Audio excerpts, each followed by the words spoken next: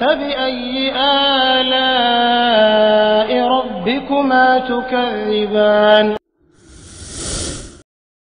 Nama saya Hendra, usia saya sekarang menginjak 31 tahun. Saya anak pertama dari 4 bersaudara. Agama awal saya Katolik. Awalnya saya tertarik memeluk Islam itu sebenarnya bukan dari Al-Quran, tapi dari Injil itu sendiri.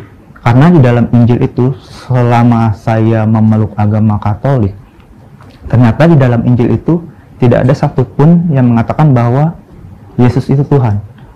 Bahkan di dalam Injil itu menceritakan bahwa Yesus itu sendiri menyembah Allah yang Maha Esa. Dari situ pun saya terketuk hatinya bahwasanya agama yang sesungguhnya menuhankan Allah satu-satunya Tuhan yang Maha Esa adalah Islam. Dan situ saya mencari-cari iman saya sendiri. Sebenarnya agama mana yang sesungguhnya benar-benar hanya menyembah pada Tuhan yang Esa, yaitu ketika saya harus memilih jalan saya sendiri.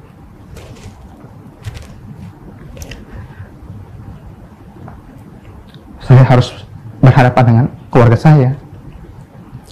Saya harus berani menantang orang tua saya.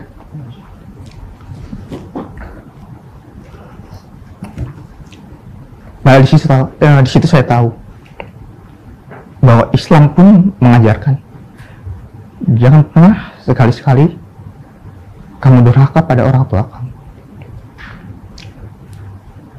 Di situ saya mulai berpikir,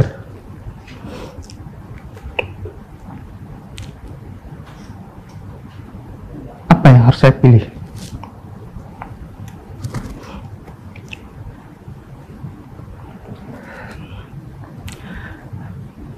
Haruskah saya terus berjalan di jalan Allah? Ataukah saya harus kembali ke agama saya sebelumnya agar saya tidak durhaka pada orang tua saya?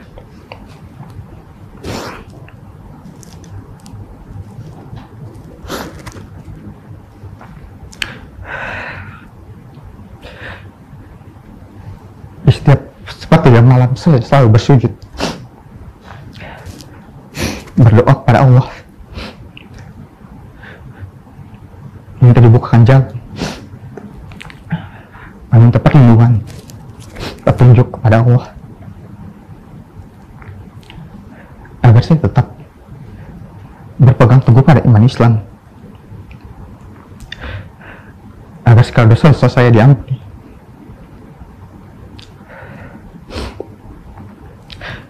agar saya tidak durhaka pula kepada orang tua saya. Dan saya yakin pula Allah Maha Pengampun lagi Maha Penyayang. Di dalam setiap doa saya memohon dan meminta kepada Allah,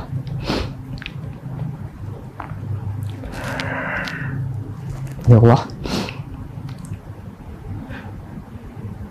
jangan hanya kepada saya Engkau menurunkan rahmat-Mu. Jangan hanya kepada saya Engkau menurunkan ridho-Mu. Dan jangan hanya kepada saya Engkau menurunkan hidayah-Mu padaku, tapi Engkau turunkan pula hidayah terbesar-Mu kepada kedua orang tua saya. Doa itu yang selalu saya panjatkan di sepertiga malam saya. Dan semoga suatu saat Allah kabulkan doa dan permohonan saya. Itu peristiwa yang menurut saya membuat saya lebih kuat untuk berpegang teguh pada tauhid saya.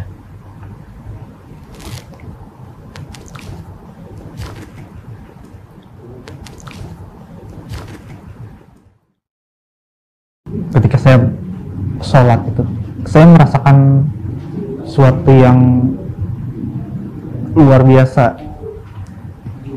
berbeda dengan ibadah yang sebelumnya. Karena di dalam sholat itu setiap gerakan itu memiliki makna penyembahan kepada Tuhan, kepada Allah. Berbeda dengan ibadah sebelumnya yang cenderung lebih banyak duduk dan berdiri saja.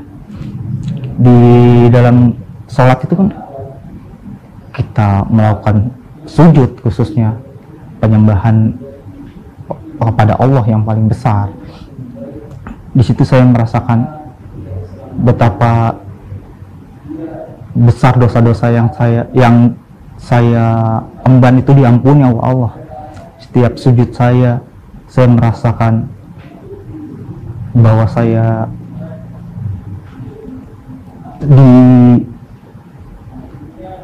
diampuni segala dosa-dosa saya oleh Allah. Di dalam setiap sholat saya merasa ketenangan di dalam diri saya, ketenangan dalam hati saya. Berbeda, sangat jauh berbeda dengan ibadah-ibadah pada agama saya sebelumnya. Assalamualaikum warahmatullahi wabarakatuh. Alhamdulillah, wassalatu wassalamu ala rasulillah. Segala puji dan puja kehadirat Allah subhanahu wa ta'ala, juga salawat dan taslim kepada Nabi besar Muhammad sallallahu alaihi wa ala alihi wa sahbihi wasallam. Allah subhanahu wa ta'ala berfirman dalam Al-Quran, A'udhu billahi minasyaitanir rajim, Inna ad-dina indallahil Islam. Sesungguhnya agama di sisi Allah, dari Allah hanyalah Islam. Allah tidak pernah menurunkan agama lain kecuali satu, Islam.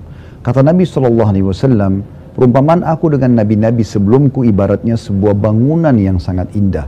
Setiap kali orang-orang mengelilinginya mereka terkagum-kagum. Tinggal satu batu bata saja yang belum diletakkan.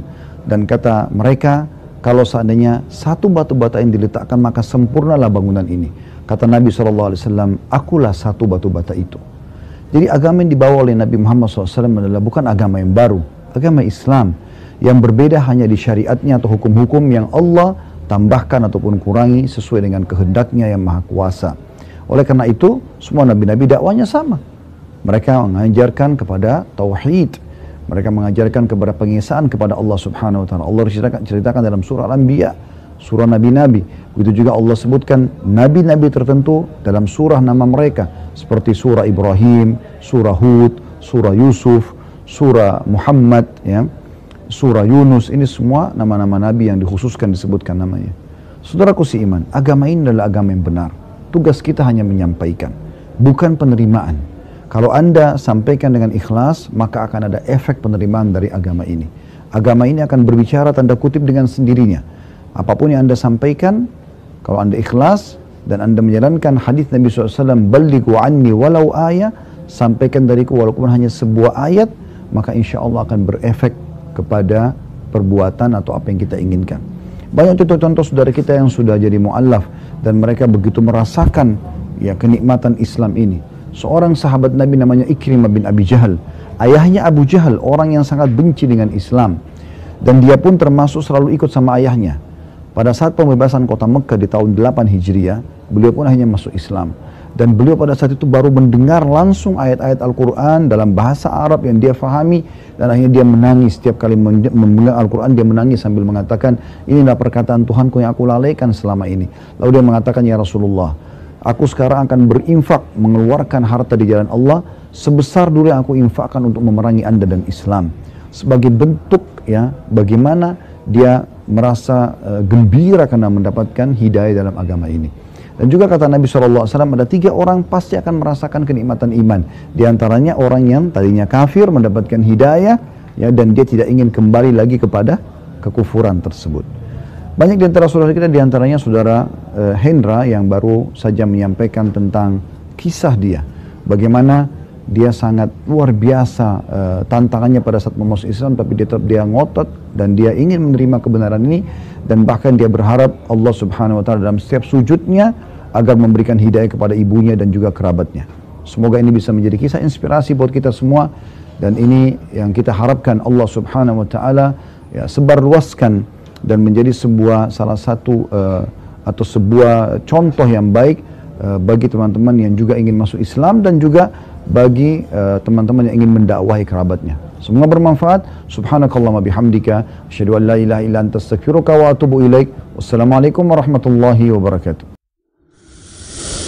فبأي آلاء ربكما تكذبان